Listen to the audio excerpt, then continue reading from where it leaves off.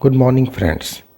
An article on Indian Express explained what is B.1.617 variant and the search. During a meeting with district laboratories in Maharashtra last week, the National Institute of Virology shared limited data showing a breakup of 361 genome sequence samples collected between January and March this year.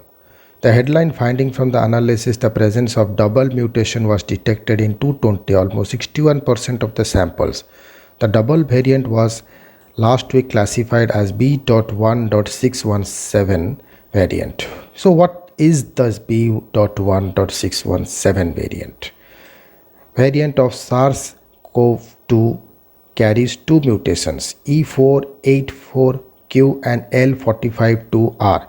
Both are separately found in many of other coronavirus variants, but they have been reported together for the first time in India. The two mutations are found in the virus spike protein. The spike protein helps the virus to bind itself to the human cell receptors and gain entry into host cell. Together, E484Q and L452R are more infectious and can evade antibodies. Where has B.1.617 been found? There is limited data. It was first reported from Maharashtra in January. 19 samples from various districts were sequenced and B.1.617 was found in 4. In February, 234 samples were sequenced from 18 districts and 151 samples from at least 16 districts had the variant, and in March as many as 65 of 94 samples had it. So far, Amravati, Nagar, Akola, Wardha, Pune, Thane, Aurangabad, Chandrapur districts have present strong evidence in the presence of this variant. Fewer samples were sequenced in other districts and the variant was found in some. Sequencing is pending for more samples. Is this variant more virulent? There is no evidence so far. Most patients can do with home isolations, although clinical experience needs to be combined with genome sequencing data to generate scientific evidence. Clinical anecdotes from doctors suggest the variant spreads faster, is more infectious, can infect entire families, but is less virulent and doesn't cause dramatically more hospitalizations. Most patients are asymptomatic and that is good indication.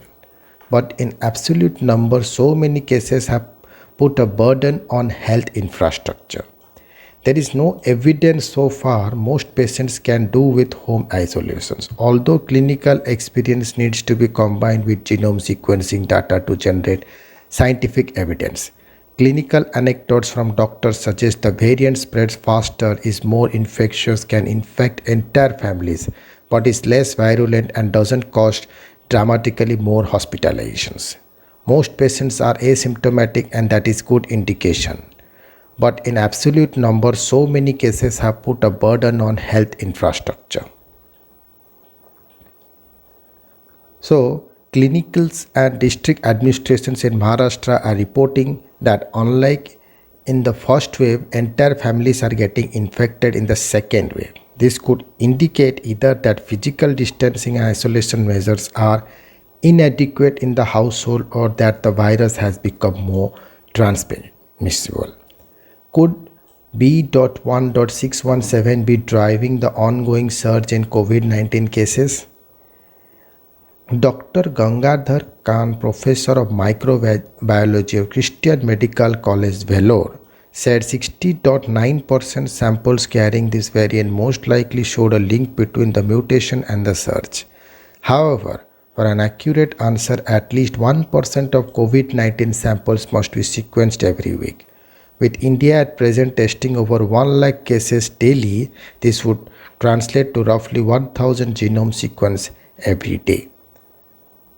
We also need to look at how many people a person is able to infect and the RT-PCR cycle threshold. We need to do live tracking. Data from January holds little value in April. So again, the data are limited. Some people are indeed being infected after the first dose, but there is no data on whether the samples were sent for genome sequencing.